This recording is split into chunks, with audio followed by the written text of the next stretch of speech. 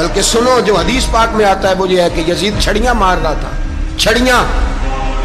امام حسین کے لبوں پہ، تو نعمان بن بشیر صحابی تھے، بول پڑے، کہنے لگے یزید بدبخت ہاتھ پیچھے اٹھا، مجھے اللہ کی عزت کی قسم میں نے سینکڑوں بار نبی پاک کو ان ہونٹوں کو چومتے دیکھا ہے۔ حضرت جناب زینب عورتوں کے مجمع میں پیچھے ہو کے بیٹھی ہیں، یزید کے پاس جب پہنچا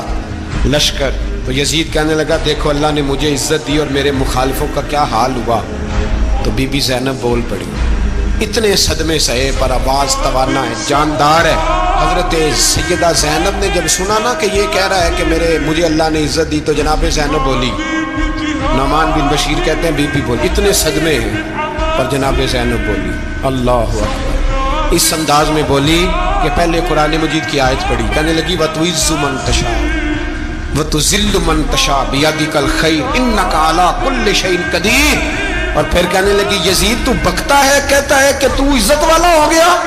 یہ تیری حکومت ہے، 4 دن گزرنے دے، تجھ پہ کوئی لعنت بھی نہیں برسائے گا، اور میرے بھائی کا قیامت تک ممبروں میں اور خطبوں میں ذکر ہوا کرے گا،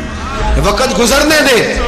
جب جناب بی بی زینب بول رہی تھی تو حضور کے ایک نابینا صحابی پاس بیٹھے تھے، جناب نعمان بن بشیر کا ہاتھ ہلایا، ہلا کے کہنے لگے کیا علی آ گئے؟ تو علی کی آواز لگتی ہے، جبریل امی بول رہے ہوں جیسے، حکمت کے گوہر رول رہے ہوں جیسے،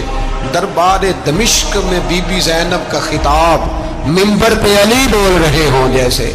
میرے بھائی بس کربلا والا قافلہ تو مدینے پہنچ گیا، 3 سال یزید نے حکومت کی، شرابیں عام ہو گئی، مکے پہ حملہ ہوا، خانہ کعبہ کا غلاف جلا، مدینے پہ اس نے حملہ کیا، 3 دن مسجد نبوی میں اس نے گھوڑے باندھے، مسجد نبوی میں صحابہ کو نکال کے اپنا اس نے امام مقرر کیا، لیکن پھر امت نے اسے قبول نہ کیا، پھر وہ رسوا ہوا اور آج تک وہ رسوا ہے، لیکن امام حسین کا نام کل بھی زندہ تھا اور آج بھی